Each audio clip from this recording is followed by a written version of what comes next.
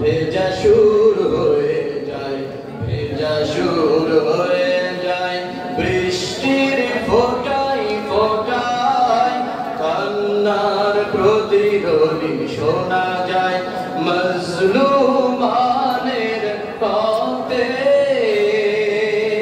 বেদনার আজারি শোনা যায়, ক্ষুধিতে আর্তনাদে পৃথিবীতে বিষণ্ণতা, শান্তির সেই পায়রা খোঁজে ফিরে মানবতা।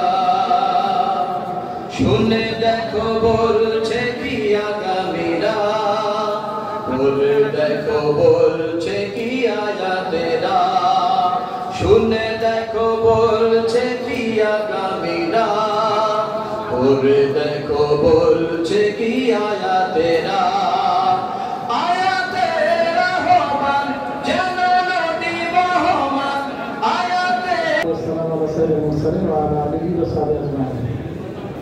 আজকের এই রকম শিক্ষা শিবিরের প্রিয় ভাই বোনেরা, আবারও শুকরিয়া আদায় করছি আল্লাহ রাব্বুল আলামিনের দরবারে, যিনি আমাদেরকে কষ্ট করে হলেও এরকম শিক্ষা শিবির করার মতো আল্লাহ তৌফিক দান করলেন। আলহামদুলিল্লাহ। দরুদ এবং সালাম বিশ্ব নবী মুহাম্মদ রাসূলুল্লাহ সাল্লাল্লাহু আলাইহি ওয়াসাল্লামের প্রতি। আসলে এই যে জামাত ইসলামের লোকন হক শব্দ আছে ৬টা, তার মধ্যে ৪ নম্বর আছে হকদারের হক ফেরত দেওয়া। যদি কেউ অন্যের হক নিজের মধ্যে থাকে সেটা কি করতে হবে? ফেরত দিতে হবে। ৫ ভাই বোন, বাপ মারা গেছে, এখন বাপ মারা যাওয়ার পরে ৩টে বোন আছে আর ২টে ভাই। ওই ২ ভাই কৌশলে বোনদের ফাঁকি দেওয়ার চেষ্টা করে, আবার যদি কোনো সময় দেয়ও তাহলে কি করে? ওই মাঠের জমি থেকে দেয়, বাড়ি বিল্ডিং বাসা টাসা ইত্যাদি ব্যবসায়িক প্রতিষ্ঠান ওগুলোর থেকে দেয় না। এরকম আছে কি? তাহলে হকদারের হক কি করতে হবে? ফেরত দিতে হবে। এটাও মনে করবেন যে বায়াতের মধ্যে এটাও ওই যে আল্লাহ রাসূলের কাছে ওয়াদা দিয়ে আসতেছে, আমি অন্যের হক নষ্ট করব না, ব্যভিচার করব না, এর মধ্যে পড়ে না? নিঃসন্দেহে এর মধ্যে পড়ে। তাহলে ইমানের স্বচ্ছতা, আপনার ফুলুসিয়া যদি না থাকে, আপনি যত ইসলামের কথা বলেন ওটা মানুষের উপর আসর হবে না। কথা পরিষ্কার। তাহলে অন্যের হক এভাবে আদায় করতে হবে। আপনার আপন বোন তার হক দিবেন না, আদায় করবেন না, সে তো আপনার বাপেরই পর্যন্ত মেয়ে। এরপরে সর্বশেষ আরেকটা কথা বলবো, আমি ছাড়ি না, সেটা হলো স্ত্রীর মহারণা পরিশোধ হয়েছে কিনা। কথা বোঝা যায়? ওটা স্ত্রীর হক না? কি করবেন আপনি? পরের প্রার্থীকে উনি জামাতের আরেক প্রার্থীকে উনি দেখে নেবেন। আপনারা রোপণ তো তাই ভিতরের কথা বলছি, বাইরে বলবেন না। এই যে রোপণ পয়দা করেছি আমরা, যারা প্রার্থী থাকলে পারে হোক, আর প্রার্থী ছেলে গেলে উনি বিদ্রোহ করেন। এটি কি জামাত ইসলামের হাইসিয়াত? মেম্বারে হোক, চেয়ারম্যানে হোক, ইমারতে হোক, যে কোনো পজিশনে হোক, জামাত যাক দিলে আজ দিন কান সরালেও হাসি খুশি থাকবে। খালেদ বিন ওয়ালিদের কাছে এসে চিঠি তিনি খুলে দেখলেন, হযরত ওমর ফারুক লিখছেন যে খালেদ, তোমার দায়িত্ব আবু উবাইদার কাছে বুঝে দাও। তিনি আবু উবাইদার কাছে যায় বললেন, এই দেখেন চিঠি, দায়িত্ব স্যার, এখন আপনি এই বাহিনীর জেনারেল। তো একটু শোনেন, এখনই বলবেন না, তাহলে বিশৃঙ্খলা হবে। এই আজকের যুদ্ধটা শেষ হোক, আজকের যুদ্ধটা শেষ হোক, যখন সন্ধ্যা হবে, বিকাল হবে, আপনি সন্ধ্যাবেলায় ঘোষণা দিবেন যে আমি বলে দিব যে আপনি এখন জেনারেল, বড় সমস্যা। আল্লাহু আকবার। খালেদ বিন ওয়ালিদের মতো লোক, বিশ্ববিখ্যাত জেনারেল, আবু উবাইদার কাছে দায়িত্ব অর্পণ করছে হাসি মুখে, আর আমরা সামান্য এইটুকু নিয়ে মানবো না। আমি যে কথা উঠালাম, এই রোগ যদি আমাদের মধ্যে থাকে, এর থেকে আমাদেরকে বাঁচার চেষ্টা করতে প্রিয় ভাই সব। আনুগত্য আমাকে একজন অভিযোগ করে বলতেছে, শোনেন আমি যে সব কথাই মানা লাগবে, তাহলে আপনার কি মনে হয় আমার তো ধারণা সবই শোনা লাগবে, তার ধারণা দিতে হবে, পছন্দ গুলো মানবে। আনুগত্যের আমি আগে একটা এর উদাহরণ দিতাম, শোনেন, সেটা কি আজকে দিব? এটা গল্পের মতো। বিশ্বাস মুহূর্তের মধ্যে এত গরম, গাছে ডাবও ধরে আছে, পারো না, সবাই মিলে খায়, কয় ওস্তাদ আপনি আমাদের পীর, আপনি আমাদের বাপের মতো, আপনার মর্যাদার তুলনা হয় আপনাকে নিচে রেখে আমরা যদি উপরে উঠি, অমর্যাদার কি পাপ? মর্যাদার দিক খেয়াল রেখে আপনার কি উপরে ওঠাটা কি সম্ভব? বিশ্বাস দেখলো যে এরা তো কাম করে খাবে না, নিচে উঠে ডাক পারছে, তাই বাবা পারছি আমি, এখন তোমরা কাটো। কয় হুজুর এখন যদি আমরা কাটি তাহলে লোকেরা বলবে খাওয়ার লোভ আছে, হুজুর বাড়িটা তুই কাটতে যাচ্ছিস, তো ওস্তাদ মাফ করবেন, এটাও একটু মাফ করবেন, সমস্যা আছে। তো বিশ্বাস নিজেই কাটে বলতেছে এখন খাও। এখন মরিদ করছে, ওস্তাদ দুইবার আপনার আদেশ পালন করতে পারেনি, এবারও যদি না করি তাহলে আপনার কি প্রমাণ থাকে? এই সব আনুগত্যের কোন আনুগত্য হলো এটা। আমাদের আগে অঞ্চল পরিচালক ছিলেন আব্দুল হালিম ভাই, আমার বললো চলে আসে, আমি বললো ভাই অঝরে বৃষ্টি, আমাকে ভ্যানে উঠতে হবে, তারপর বাসে উঠতে হবে, তারপর বনপাড়া নামতে হবে, তারপর আরেকটা বাসে সিরাজগঞ্জ মোড়ে নামে আমার পুরো ব্যাগ, পুরো দেহটা ভিজে গেল।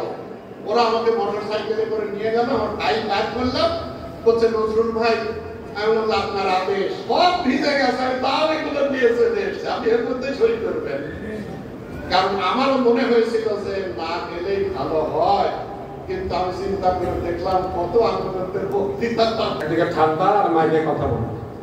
তো দেখলাম যে 6টা প্রোগ্রামে যেখানকার দায়িত্বশীল যত সিরিয়াস, ওখানে প্রোগ্রাম ঠিক করে বলতেছে। এক একটা দাওয়াতি সভায় দেখলাম যে কমপক্ষে 1,500 লোক উপস্থিত, 1,500। আওয়ামী লীগের দুর্গ, সেখানে প্রোগ্রাম করলাম 2টা, মিনিমাম 1,500। তাহলে বুঝতে পারেন ওখানকার দায়িত্বশীল সিরিয়াস। আমাকে বললো যে আমরা 2,000 হ্যান্ডবিল ছাপাইছিলাম আর যোগাযোগ করেছি, এত লোক খাওয়ার হাকিকতটা কি ওনারা বললেন। তারপরে আর এক জায়গায় গেলাম, ও দায়িত্বশীলের মাথাটা আসেই না যে প্রোগ্রামটা কিভাবে করতে, দাওয়াতি সভা, ওই যে পথসভা করবো, পথসভা করবে, রাস্তার ধারে 10 মিনিটের পথসভা কি দাওয়া করবেন?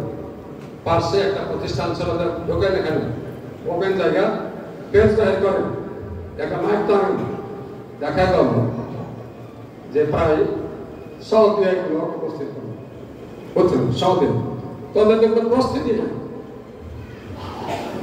আবার কালকে প্রোগ্রাম করলাম, সেখানে যে কোনো প্রোগ্রাম এখন অন্তত এই মুহূর্তে যত দাওয়াতি সভা করবেন, কোন দাওয়াতি সভা ঘরের মধ্যে করবেন না। আপনারা কোথায় বাইরে তো করছেন নাকি? ঘরের মধ্যে করবেন না। যে কোনো মোড়ে 2টা দোকান আছে, বিস্কাট চেয়ার বিছিয়ে দিবেন, বসবে কিছু লোক দাঁড়িয়ে থাকে। সকল দাওয়াতি সভা এখন ওপেন, রাস্তার মোড়ে মোড়ে করবেন। আগে দাওয়াতি কাজ করবেন, লোকেরা এখন জামাতের কথা শোনার জন্য রেডি হয়ে আছে। তো যদি ঘরের মধ্যে প্রোগ্রাম করেন, শুধু স্রেফ জামাতের লোক কয়জন যাবে, সহযোগী তারা হঠাৎ, বাইরের লোক কিন্তু ওখানে ঘরের মধ্যে যাবে না। কিন্তু যদি বাজারে করেন, একটা বাজারে মোড়ে, তাহলে আম জনতা সেখানে দাঁড়িয়ে 2টা কথা শুনবে, দোকানে চা খাবে কথা শুনবে, রিক্সাওয়ালা দাঁড়িয়ে যে কথা শুনবে, ঠিক কিনা বলেন? এই জন্য এই কাজটা করবেন। আর আমাদের আরেকটা দায়িত্ব হচ্ছে সামাজিকতা গড়ে তোলা। এই জন্য আমাদের সমাজ কল্যাণমূলক কাজ এখন করি। কর্মীদের আগে 4টা শব্দ ছিল, এখন 5টা হয়েছে, ঠিক কিনা?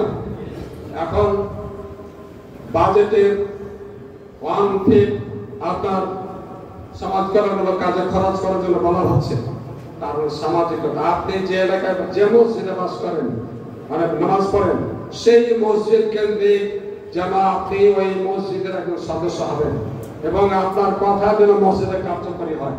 ফজরের নামাজ রেগুলার মসজিদে পড়বেন, তাহলে লোকদের আস্থা আপনার প্রতি সৃষ্টি হবে। পাড়া প্রতিবেশী অসুখ বিপদগ্রস্ত, তাকে সহযোগিতা করবেন। আপনি সংগঠনের টাকা দিয়ে তাকে সহযোগিতা করেন বা রোগী হলে দেখতে গেলেন। এইভাবে সামাজিকতার কাজটা আমাদের আরো বেশি কি করতে হবে, খুব বেশি বাড়াতে হবে। এখন এটা খুবই দরকার, এই কাজটা করবেন।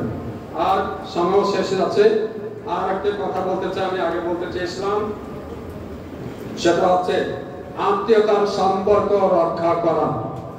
আত্মীয়তার সম্পর্ক ছিন্ন করা কবিরা গুনাহ, নাকি মনে করেন আপনারা? কবিরা গুনাহ। আত্মীয়তার সম্পর্ক, ভাই বোন, ভাই শ্বশুর বাড়ির সম্পর্কে জমি জমা ভাগ বন্টন, পৈতৃক সম্পত্তি বন্টন করতে গিয়ে অনেক সময় ভাই বোনের সাথে সম্পর্ক কি হয়, অবনতি হয়। জামাত ইসলামের কোন রকম কোন ভাই বোনের ব্যাপারে যাতে এই ব্যাপারে কোনো অভিযোগ কেউ উত্থাপন করতে না পারে, ঠিক না পারে। আপনি বন্ধননামা করবেন, আপনি 1 শতক জমি আপনার ভাইয়ের সাথে কম নেবেন বা সমান নেবেন, আপনি দুর্বল অংশটা নেন, ভাইকে বলবেন তুমি ওটা নাও, আমাকে দুর্বলটা দাও। কথা বলছেন? তাহলে সম্পর্ক ভালো থাকবে কিনা বলেন? আওয়াজ দিলেন না। ভালো থাকবে? ভাই বোন সবাইকে বলছি, জমি জমা অর্থ সম্পদ বন্টন করতে গিয়ে জামাত ইসলামের লোকরা নিজেরা জিতার চিন্তা করবেন না, একটু থাকার চিন্তা করবেন। কি রাজি আছেন? তাহলে ওই পরিবার ওই পরে জামাতের হাতে দেন। জামাত অমুসলিমদের অধিকার আদায়ের জন্য, অধিকার প্রতিষ্ঠার জন্য সর্বাগ্রে কাজ করবে ইনশাআল্লাহ। আমরা বলেছি বাংলাদেশে কোনো সংখ্যালঘু নেই। আমরা অমুসলিম নেতৃবৃন্দকেও বলেছি, আপনারা জানেন আমাদের আমির জামাত সহ আমরা ঢাকেশ্বরী মন্দিরে গিয়েছিলাম এই গণ অভ্যুত্থানের পরে। সেখানেও আমরা অমুসলিম নেতৃবৃন্দকে আমরা বলেছি, একাধিকবার বলেছি, আপনারা কেন আপনাদেরকে সংখ্যালঘু মনে করেন? আমরা বাংলাদেশে কাউকে সংখ্যালঘু মনে করি না। আল্লাহ কলবাহু আন যিকরিনা, তুমি তাদের সাথে থেকো না, তাদের অনুসরণ করো না যারা কি করে আল্লাহর জিকির থেকে, আল্লাহর স্মরণ থেকে যাদের অন্তর কি আছে, কাফের হয়ে গেছে, দূরে সরে গেছে। আর তাদেরও অনুসরণ করো না যারা নিজেদের নফসের উপরে চলতে থাকে।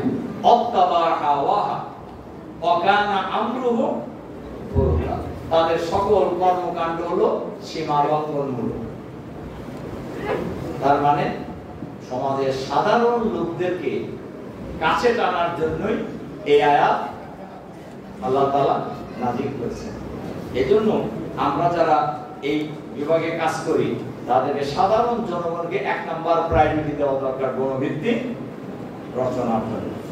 এরপরে আপনি প্রায়োরিটি দিবেন হলো সমাজের যে বিভিন্ন শ্রেণী